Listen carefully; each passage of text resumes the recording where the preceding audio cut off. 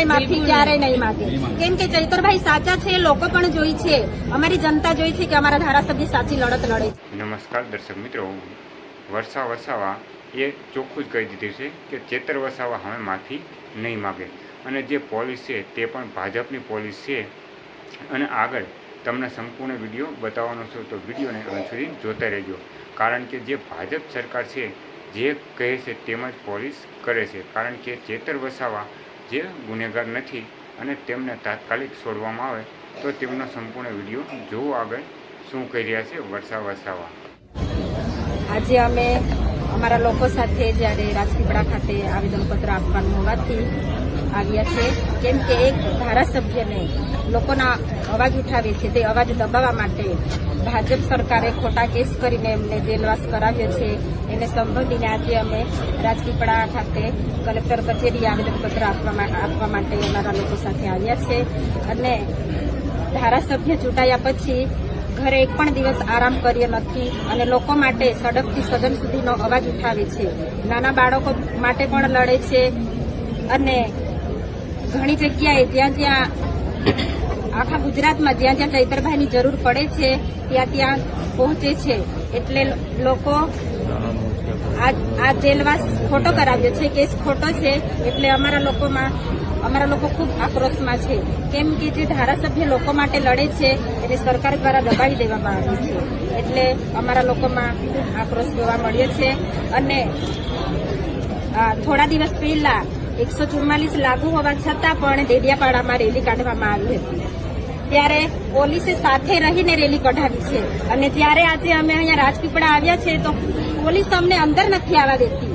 Collector કચેરીએ આવ્યા તો અમને ગેટ બંધ કરી દેવામાં આવ્યો છે, અમને કીધું કે નથી જવાનું અંદર. એટલે પોલીસ પણ એક તરફી કામ કરે છે.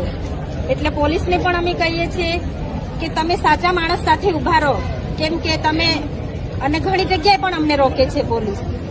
એટલે પોલીસને પણ અમે કહીએ છીએ કે પોલીસ ભાજપની છે, એટલે પોલીસ ભાજપનું જ કામ કરે છે. એટલે અને ચૈતરભાઈ સાચા છે, કેમ કે સંજયભાઈ સમાધાન પર આવ્યા છે પણ ચૈતરભાઈએ જેલ વેઠી છે અને સમાધાન નથી કરવાના, કેમ કે જેલ વેઠી છે. અને આ કેસમાં સંજયભાઈ પોતે આરોપી છે અને ચૈતરભાઈ સાચા છે, છતાં પણ એમને ગુનેગાર છે એવું જણાવવા માટે માફી મંગાવડાવે છે. પણ અમે સખતમાં સખત વિરોધ કરીએ છીએ, અમે સમાધાન કરવાના નથી. અને અમને ન્યાય પર ભરોસો છે કે અમારો કેસ હવે હાઈકોર્ટમાં ગયો છે એટલે અમને ન્યાય મળશે. વસાવા સમાજના જે પ્રમુખ છે ઘરાસિયા સાહેબ, એમને સંજય વસાવે ચૈતર વસાવા માફી માંગે તો અમે સમાધાન કરવા ત્યાં છે. ચૈતર વસાવા સાહેબનું શું સ્ટેન્ડ હશે? હવે કેમ કે એ લોકો પાસે કંઈ પુરાવા જ નથી કે ધારાસભ્યએ આવું બિહેવિયર કર્યું છે, તો એ લોકો સીસીટીવી ફૂટેજ પણ જાહેર કરે. અને કેમ કે આ લોકોને ખબર છે કે એ લોકો પોતે ખોટા છે, એટલે ધારાસભ્યને નીચે પાડવા માટે એ લોકો માફી માંગવાનું એક કાવતરું રચ્યું છે. ચૈતર વસાવા માફી માંગશે કે કેમ? ના, ચૈતરભાઈ માફી ક્યારેય નહીં માગે, કેમ કે ચૈતરભાઈ સાચા છે, લોકો પણ જોઈ છે, અમારી જનતા જોઈ છે કે અમારા ધારાસભ્ય સાચી લડત લડે છે. બેન, કલેક્ટર સાહેબને આપ મળ્યા, શું કીધું કલેક્ટર સાહેબે? શું આશ્વાસન આપ્યું છે, શું કહ્યું છે, તમે શું રજૂઆત કરી? કલેક્ટર સાહેબને અમે મળ્યા, અમે આવેદનપત્ર આપ્યું, અમારી ઘણી રજૂઆતો સાંભળી, ઘણી રજૂઆતો નથી સાંભળી. એટલે અમે કલેક્ટર સાહેબને પણ કહીએ છીએ કે જલ્દીથી અમને ન્યાય મળવો જોઈએ.